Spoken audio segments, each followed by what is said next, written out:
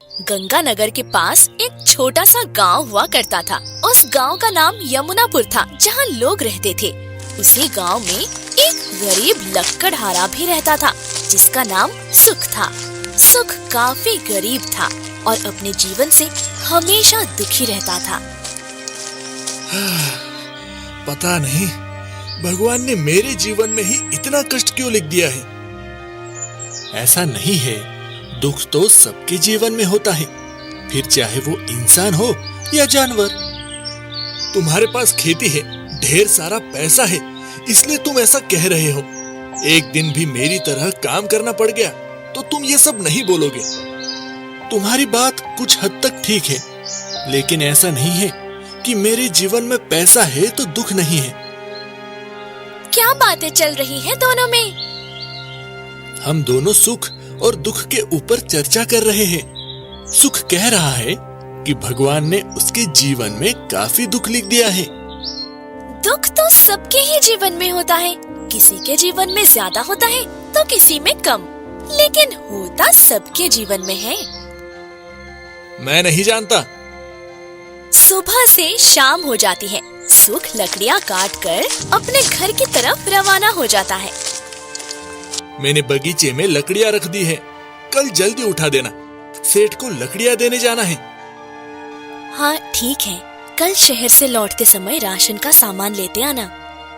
अगर लकड़ियाँ बिकी तो ही ला पाऊंगा, क्योंकि इस समय मेरे जेब में फूटी कौड़ी नहीं है। वो तो आप जानो, मुझे राशन मिलेगा तो खाना बना दूंगी, नहीं तो भूखे पेट रह लेंगे। दोनों खाना खाकर सोने चले जाते हैं। रात के 12 बजे।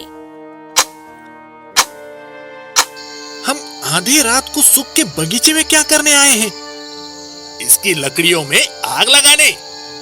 लेकिन क्यों? अरे मूर्ख, जब इसके पास बेचने के लिए लकड़ियां नहीं रहेगी तो लोग हमारी लकड़ियां खरीदेंगे, जिससे हमें ढेर सारा मुनाफा होगा। क्या दिमाग लगाया है तूने? दोनों लकड़ियों में आग लगा देते हैं। देखते ही देखते सारी लकड़ियां जलकर राख हो जाती हैं। अगले दिन हे भगवान, मैंने किसी का क्या बिगाड़ा है?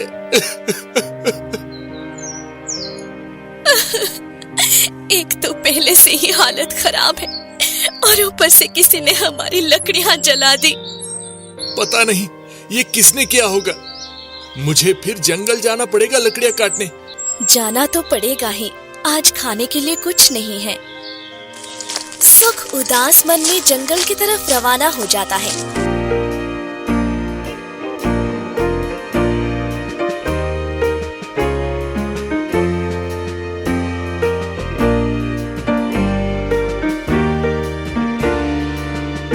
रास्ते में उसे एक साधु मिलते हैं। अरे बेटा, मेरा एक छोटा सा काम कर दो।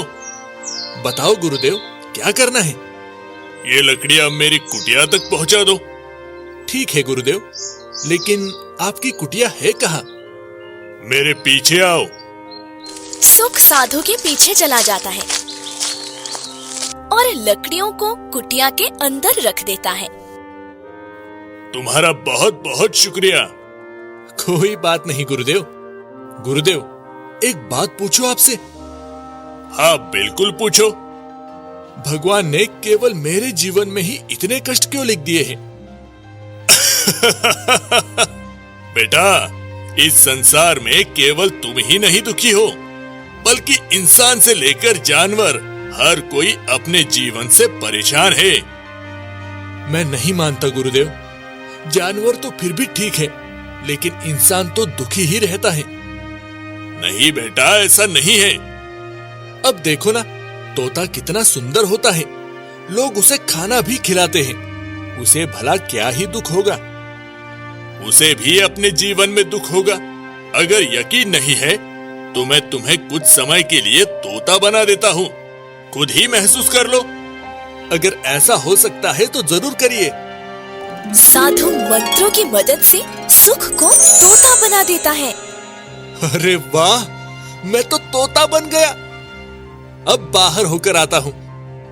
ऐसा कहकर सुख जंगल की तरफ उड़ जाता है और एक पेड़ पर जाकर बैठ जाता है। माँ, वो देखो तोता। अरे वाह, कितना सुंदर तोता है, इसे फल खिलाती हूँ। आ तोते, आ फल खा ले। अरे वाह, यहाँ तो खाना खुद चल के आ रहा है। तोते का जीवन कितना अच्छा होता है। सुख तोता फल खाकर पेड़ में बैठ जाता है। तभी वहाँ बड़ी चिड़िया आ जाती है जो तोते का शिकार करने लगती है। हे भगवान, कहाँ फंस गया मैं? जल्दी यहाँ से भागना होगा, वरना ये मुझे मार डालेगी। सुख जैसे तैसे जान बचाकर साधु के पास चला जाता है। साधु सुख को वापस इंसान बना देता है। प्रभु, तोते का जीवन तो बड़ा खतरनाक है, कभी भी हमला हो सकता है। लेकिन मोर का जीवन अच्छा होता है, लोग तो उसकी फोटो भी खींचते हैं। तुम क्यों नहीं समझते हो? किसी का जीवन अच्छा नहीं होता। चलो, मैं तुम्हें मोर बना देता हूँ। साधु सुख को मंत्रों की मदद से मोर बना देता है। सुख मोर बनकर जंगल की तरफ रवाना हो जाता है। अरे वाह, लोग मुझे मोर समझकर कितना प्यार कर रहे हैं। साथ में मेरी फोटो भी खींच रहे हैं। ये लो प्यारे मोर, तुम्हारे लिए खाना। सुख खाना खाकर जंगल में घूमने लगता है।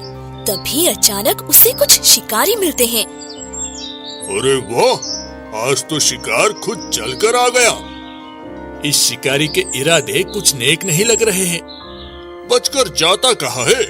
तुझे तो मैं बताता हूँ। शिकारी सुख मोर को पकड़ लेता है और पिंजरे में बंद कर देता है। हे भगवान, यहाँ तो मोर भी अपने जीवन में दुखी है। हे गुरुदेव, बचा लो, वरना ये मुझे मार देगा। सुख के इतना कहते ही वो गायब होकर कुटिया में पहुँच जाता है। गुरुदेव, मोर तो कमजोर जानवर होता है, लेकिन शेर का जीवन तो पक्का अच्छा ही होगा।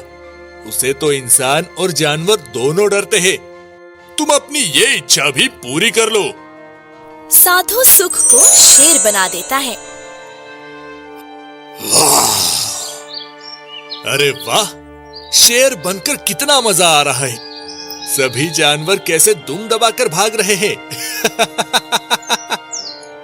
देख रहे हो विनोद, ये शेर हट्टा कट्टा है। इसे हम सर्कस में नचवाएंगे। हाँ, इसे पकड़ने का इंतजाम करो। ये लोग मुझे पकड़ने की योजना बना रहे हैं। शायद ये भूल गए हैं कि मैं कौन हूँ। सर्कस वाले शेर को इंजेक्शन मार देते हैं, जिसकी वजह से वो बेहोश हो जाता है।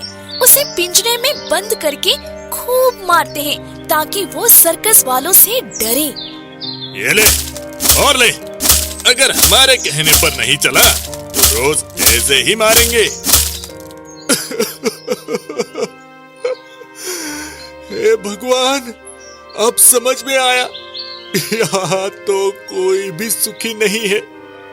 गुरुदेव, बचा लो, सुबह से मार खा रहा हूँ। सुख साधु के पास पहुँच जाता है और जोर जोर से रोने लगता है। मुझे माफ कर दो गुरुदेव, अब मुझे समझ में आ गया है, इस संसार में सबके जीवन में दुख है। पैसे या दौलत का सुख दुख से दूर दूर तक कोई नाता नहीं है। चलो, तुम्हें समझ में तो आया। अगर और कुछ बनने की इच्छा है तो बता दो, मैं बना दूंगा। नहीं नहीं, अब मुझे इंसान ही बना रहने दो। इस दिन के बाद सुख अपना जीवन हंसी खुशी जीने लगता है और दिन रात मेहनत करके अपने जीवन को सुधार लेता है। इसलिए दोस्तों, जीवन जैसा भी हो उसमें ही खुश रहना चाहिए, क्योंकि भगवान किसी का छीन कर आपको नहीं देता।